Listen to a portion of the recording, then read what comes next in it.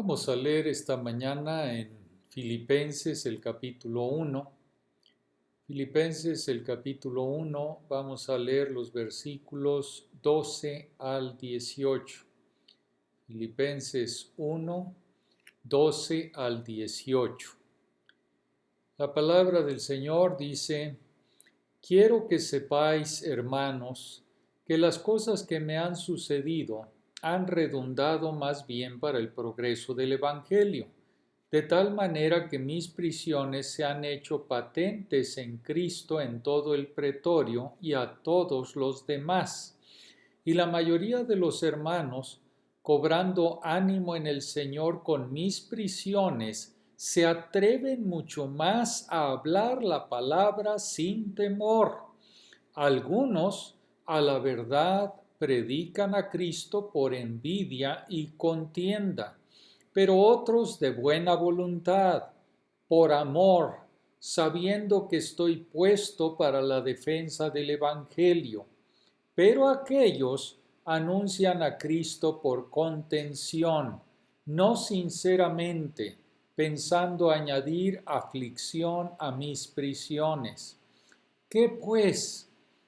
Que no obstante, de todas maneras, o por pretexto o por verdad, Cristo es anunciado, y en esto me gozo y me gozaré aún. Todo el mundo quiere la felicidad, pero la mayoría de la gente la busca de manera incorrecta. Asumen que la felicidad proviene de las buenas circunstancias, por lo que se proponen mejorar sus circunstancias. Si son solteros, buscan un cónyuge y un matrimonio feliz. Si están casados, pero no están contentos, se divorcian y buscan a otra persona que los haga felices. Si están casados y no tienen hijos, buscan tener hijos. Si están casados y tienen hijos que les están dando problema, no saben qué hacer. Si son pobres, buscan enriquecerse. Si son ricos, descubren que el dinero no les da lo que buscan. Un bromista dijo: dicen que es mejor ser pobre y feliz que rico y miserable. Pero ¿no se podría resolver algo como ser moderadamente rico y tener solo un poquito de mal humor? El Señor Jesús explicó cómo podemos encontrar la felicidad duradera, pero al hacerlo, puso el camino del mundo de cabeza. Pierde tu vida por él y por el Evangelio y la encontrarás. Él dijo: si alguno quiere venir en pos de mí, niéguese a sí mismo, tome su cruz y sígame, porque el que quiera salvar su vida, la perderá. Pero cualquiera que pierda su vida por causa de mí y del Evangelio, la salvará. Hizo el mismo punto en el Sermón del Monte, donde comparó a los paganos que buscan ansiosamente las comodidades materiales de la vida con los creyentes que deben buscar primeramente el reino de Dios y su justicia, y todas estas cosas les serán añadidas. El apóstol Pablo fue un hombre que probó las palabras de Jesús en el crisol de la vida. En nuestro texto encontramos a Pablo en circunstancias en las que no podríamos culparlo por ser infeliz. Piensen en quién era: el principal apóstol de Dios para los gentiles. Él era bien educado, experimentado, influyente. Había fundado asambleas en todo el Imperio Romano. Dios lo había usado para escribir gran parte de nuestro Nuevo Testamento. Había soportado mucha persecución, dificultades en sus labores para el Señor. Ya tenía más de 60 años. Es un momento de la vida en que el hombre puede esperar disfrutar de los frutos de su trabajo de toda la vida. Muchos pastores, por así llamados, estadounidenses, para este momento esperan tener un horario relajado, un poco más de golf. Si tienen tanto éxito en el servicio como Pablo, podrían esperar vivir de la venta de los libros y hablar en muchas conferencias y retiros. Pero, ¿dónde estaba Pablo? En lugar de estar en los enlaces o hablando debajo de los árboles en un centro de retiro, estaba en prisión en Roma, esperando un juicio que podría haber resultado en su ejecución.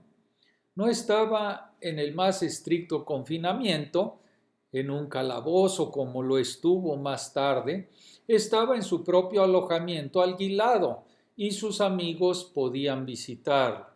Pero estaba encadenado a un guardia romano las 24 horas del día. Ya había pasado 2 años recluido en Cesarea sin ningún delito de su parte, había sufrido un naufragio y estuvo a punto de morir en su viaje a Roma. No solamente eso, sino que estaba siendo criticado injustamente por varios predicadores celosos allí en Roma, quienes probablemente decían cosas como: si Pablo tuviera la bendición de Dios en su vida, ¿crees que estaría en prisión?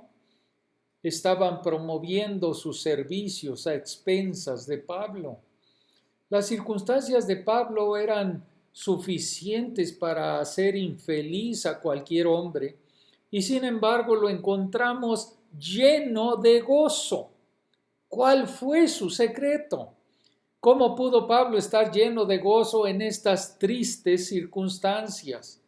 La respuesta es que había puesto en práctica las palabras de Cristo, que la forma de encontrar la vida verdadera es perder tu vida por la causa de Jesús y del Evangelio. La verdadera felicidad viene al proclamar a Cristo en cada situación. Quizá ahora estés pensando: es una buena idea, pero no se aplica a mí. No estoy llamado a ser evangelista, predicador, misionero. Soy un simple laico, intento ganarme la vida dignamente y criar a mi familia, pero no estoy llamado a proclamar a Cristo como lo fue Pablo. Pero yo sostengo que las palabras de Jesús se aplican no solamente al apóstol Pablo, sino a todos los cristianos en todos los estratos de la vida, ya sea que seas un obrero de la construcción, un ejecutivo de negocios, un ama de casa, un estudiante o lo que sea que hagas. Tu objetivo debe ser perder tu vida por la causa de Cristo y del Evangelio.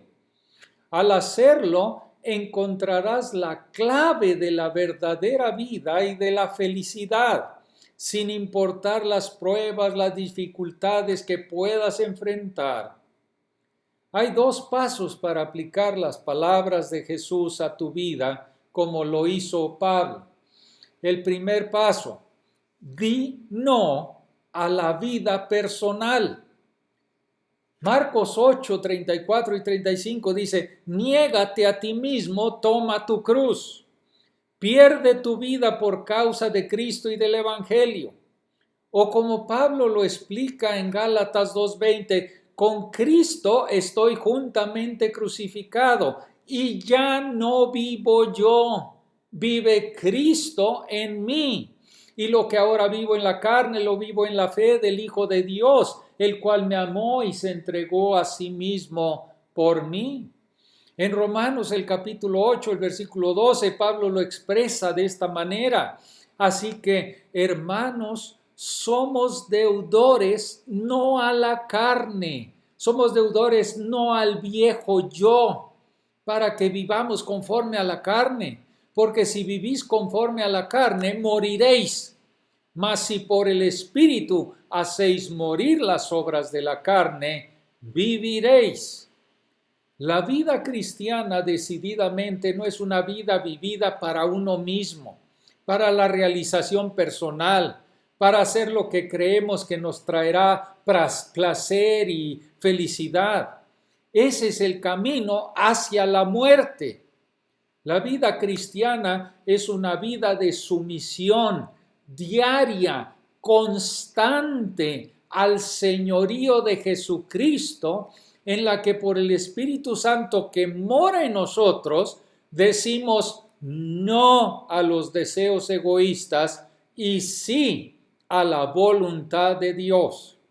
Significa que aprendemos a someter cada pensamiento, cada deseo, cada decisión, cada actitud y relación a la pregunta, ¿le agrada esto a Dios? En nuestro texto, lo que llama la atención es el desprecio casi total de Pablo por él mismo. Los filipenses estaban preocupados y con razón por la situación del apóstol.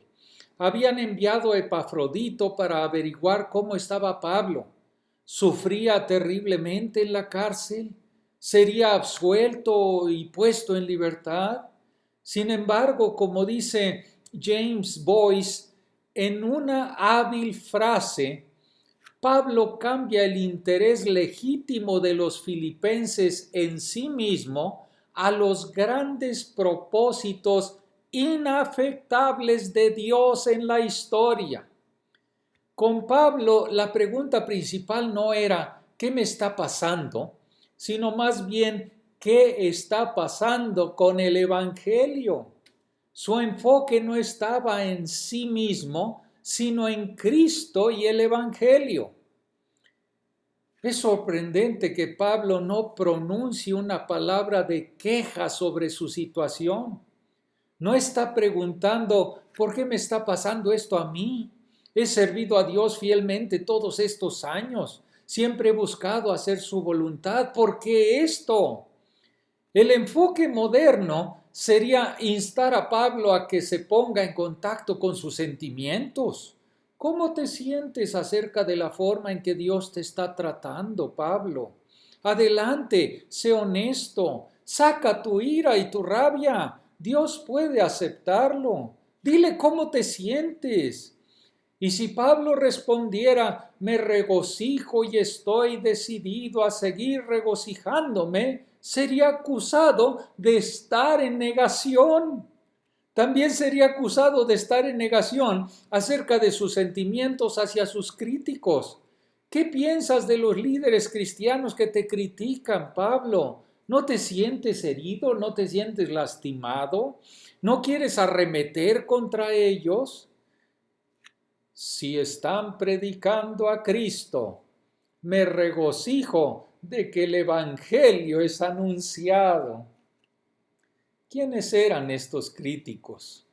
Algunos comentaristas dicen que fueron judaizantes, esos legalistas judíos que siguieron los pasos de Pablo buscando traer a sus conversos bajo la ley judía, especialmente la circuncisión para salvación.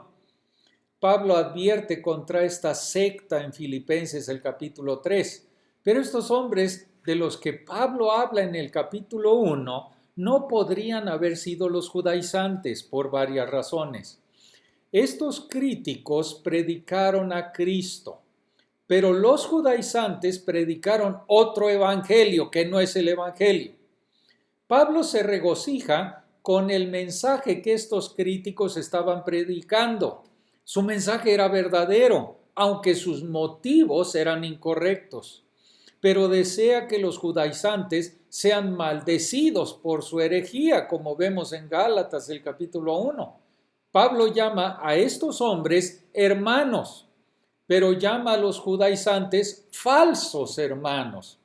Entonces, estos críticos aparentemente eran hermanos cristianos en Roma, cuya doctrina era correcta, pero cuyos corazones estaban equivocados.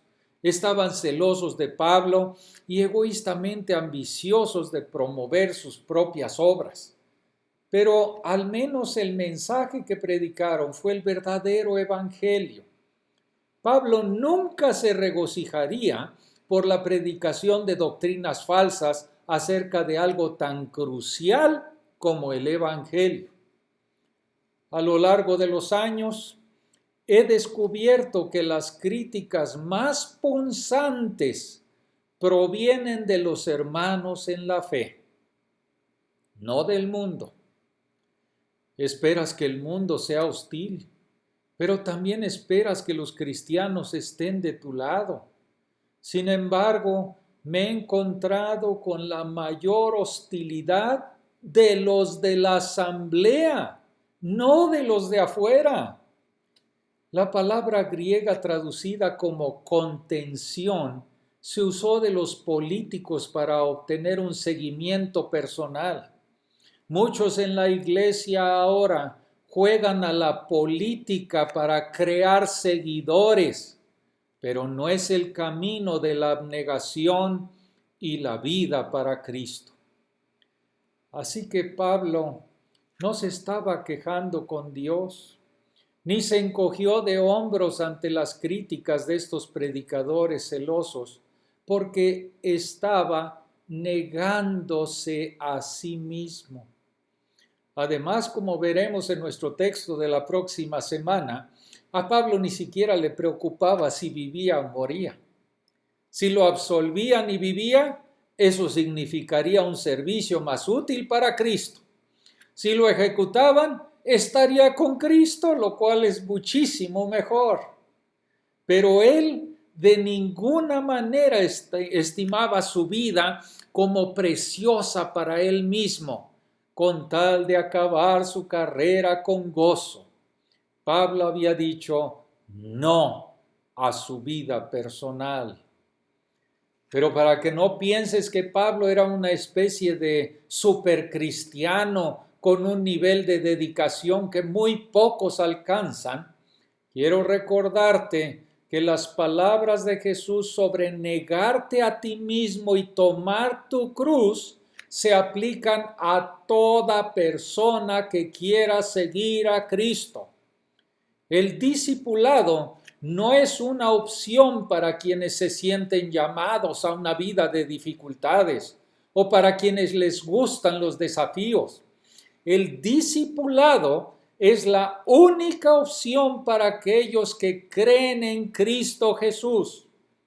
El único camino para el verdadero cristiano es aprender a diario a decir no a los deseos egoístas y sí al señorío de Cristo Jesús. El primer paso hacia la felicidad es decir no a la vida personal.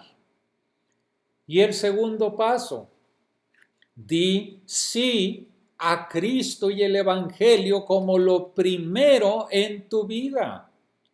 Pablo les dijo a los corintios, y todo hago por causa del Evangelio para ser copartícipe de él. El progreso del Evangelio debe ser nuestra meta.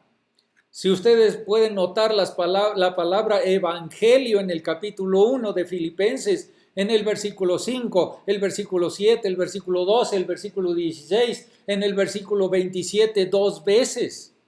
Si el progreso de nuestra felicidad, comodidad, de nuestro éxito es nuestro objetivo, vamos a perder la verdadera felicidad. Con Pablo, el progreso del Evangelio debería ser nuestra principal preocupación. Busca primero satisfacer tus propias necesidades, vas a salir vacío. Busca primero el reino de Dios y vas a encontrar que Dios satisface todas tus necesidades. Pero decir sí al Evangelio primero requiere entender y creer en el Evangelio. Y a mí me sorprende la cantidad de personas que asisten a asambleas evangélicas que no pueden siquiera comenzar a explicar los conceptos básicos del Evangelio a otras personas. Me hace preguntarme si ellos incluso lo entienden y mucho menos creen en el Evangelio. El Evangelio no es Si tienes algunos problemas en tu vida, invita a Jesús a tu corazón y Él te ayudará a resolver tus problemas. El Evangelio no es, si quieres una vida más feliz, prueba con Jesús. Ese tipo de enfoque trivializa el Evangelio al pasar por alto el problema clave que aborda el Evangelio. La principal cuestión que enfrenta toda persona es que su pecado lo ha alejado de un Dios santo y que está bajo la ira y el juicio de Dios. Si muere en esta condición, va a pasar toda la eternidad en el infierno, bajo la justa condenación de Dios. La buena noticia, y eso es lo que el Evangelio significa, es que Dios no nos ha dejado en esta terrible situación. Tampoco espera que ganemos nuestro camino de regreso hacia Él, lo que nadie puede hacer porque requiere justicia perfecta. Más bien, Dios muestra su amor para con nosotros, en que siendo aún pecadores, Cristo murió por nosotros. Jesucristo, el Hijo de Dios sin pecado, cumplió con el requisito de la ley de Dios en su perfecta obediencia al Padre. Fue a la cruz como el Cordero de Dios para quitar el pecado del mundo. Dios no dejó a Jesús en la tumba, Él lo resucitó corporalmente de entre los muertos, victorioso sobre el pecado, victorioso sobre la muerte y el infierno. Dios ofrece a cada persona un perdón total del pecado y una reconciliación total con Él, basado en lo que Cristo hizo en la cruz. La única forma de recibir esta liberación del juicio de Dios es creer en el Señor Jesucristo como tu Salvador. Creer en el Evangelio no es simplemente dar un asentimiento intelectual a los hechos del Evangelio. Creer en el Evangelio significa entregar tu vida, tanto ahora como por la eternidad, al Señor Jesucristo como tu Salvador del pecado. Puedes decir que crees que un avión te va a llevar de México a Los Ángeles, pero no lo crees realmente hasta que te subes a bordo. Solo entonces tu fe es efectiva para transportarte desde México a Los Ángeles. Puedes dar asentimiento mental a la verdad del Evangelio, pero no es efectivo para transferirte del dominio de las tinieblas de Satanás al reino del amado Hijo de Dios, en quien tenemos redención por su sangre, el perdón de pecados, hasta que te comprometas plenamente por la fe con la persona y obra de Jesucristo. Por lo tanto, la fe salvadora incluye necesariamente el arrepentimiento, volverse del pecado. Significa confiarte a Jesús como Salvador y Señor. La fe salvadora es un compromiso de todo lo que soy, de lo cual estoy consciente, a todo lo que es Cristo Jesús, a quien yo conozco. A partir de ese momento, crezco de manera consciente al darme cuenta de mi propio egoísmo y pecado, al que renuncio por el señorío de Cristo. Y crezco de manera consciente al darme cuenta de la persona y obra de Cristo a quien yo me someto. Pero fíjense bien, no existe tal cosa como creer en Jesús como mi Salvador y luego vivir el resto de mi vida para complacerme a mí mismo. No existe. No existe esa cosa. Creer en Jesús como Salvador y luego vivir como yo quiera vivir.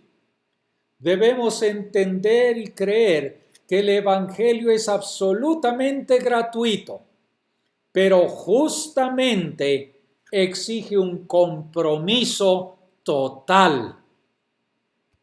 Pero también decir sí al Evangelio primero requiere proclamar el Evangelio a través de nuestras palabras y nuestro caminar en cada situación. Aquí estaba Pablo, detenido, encadenado a los guardias romanos.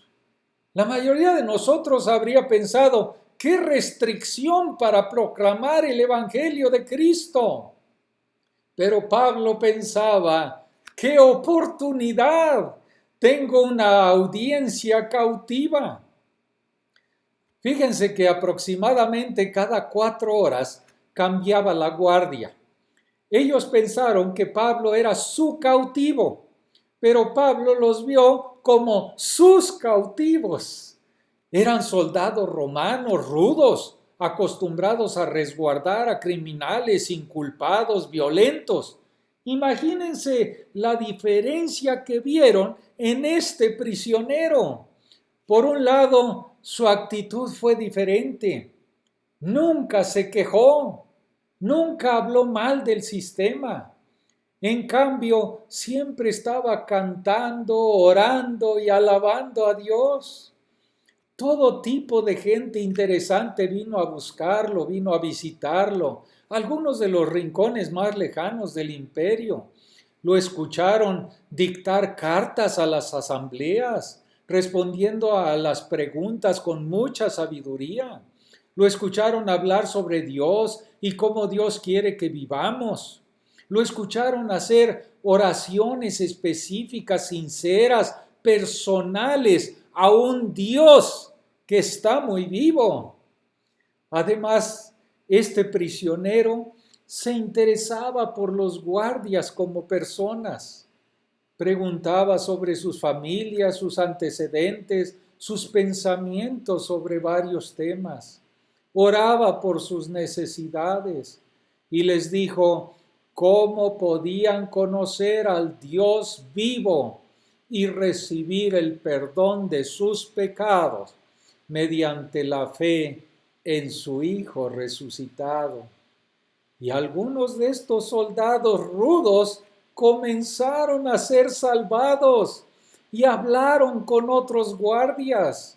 Se corrió la voz más allá de la guardia pretoriana, incluso a los miembros de la casa del mismo César, algunos de los cuales creyeron en el Señor Jesucristo. La proclamación de Pablo de Cristo a través de su actitud y palabras en esta difícil situación no solo resultó en un testimonio a estos soldados perdidos, sino que también animó a muchos de los cristianos romanos. Anteriormente les había faltado el valor para dar testimonio de Cristo por temor a que se rieran de ellos o que los persiguieran. Pero cuando vieron el poder del Evangelio para la salvación en estos soldados e incluso en la casa de César, muchos creyentes se animaron y comenzaron a hablar sin temor a otros acerca de la palabra de Dios. Nuestro caminar, especialmente nuestra actitud, siempre tiene un efecto, no solo en los perdidos, sino también en el pueblo del Señor. Si confiamos alegremente en la soberanía amorosa de Dios en medio de las pruebas, como lo hizo Pablo, proclamamos la realidad de la fe en Cristo, tanto a los perdidos como a los salvos. La gente perdida querrá saber por qué somos diferentes, por qué no nos quejamos como todos los demás. El pueblo del Señor que está desanimado verá nuestra fe en Dios en medio de las pruebas y se va a animar a confiar más en Él y dar testimonio de Él. Un hermano platicó con nosotros en una ocasión y dijo: hace muchos años estaba orando por más poder de Dios en mi vida. Tenía en mente cosas como hablar en lenguas, el poder de ver a Dios hacer curaciones milagrosas y ese tipo de cosas. En mi lectura de la Biblia me encontré Colosenses el capítulo 1, los versículos 10 al 12, donde Pablo oró para que sus lectores caminaran de una manera digna del Señor, agradándole en todos los aspectos, dando fruto en toda buena obra y creciendo en el pleno conocimiento de Dios. Y dice este hermano, luego leí en los versículos 11 y 12, fortalecidos con todo poder conforme a la potencia de su gloria para la realización de todos los milagros, señales y prodigios. Esperen un minuto. Eso no es lo que dice. Fortalecidos con todo poder conforme a la potencia de su gloria para toda paciencia y longanimidad con gozo, dando gracias al Padre que nos hizo aptos para participar de la herencia de los santos en la luz. Dice este hermano, pensé, el único momento en que necesitas perseverancia y paciencia es cuando estás pasando por pruebas, no cuando te liberas instantáneamente y milagrosamente. Dios está diciendo que su gran poder se manifiesta al tener una actitud agradecida y gozosa en medio de las pruebas, no al ser librados milagrosamente de ellas. Algunos de ustedes, como Pablo, se encuentran en situaciones en las que nunca planearon estar. Pablo planeaba ir a Roma, pero no encadenado. Tal vez te encuentres en una situación de confinamiento en la que te sientas atado por cadenas. Puede ser un matrimonio difícil que no planeaste. Quizás estás encadenado a una casa llena de niños.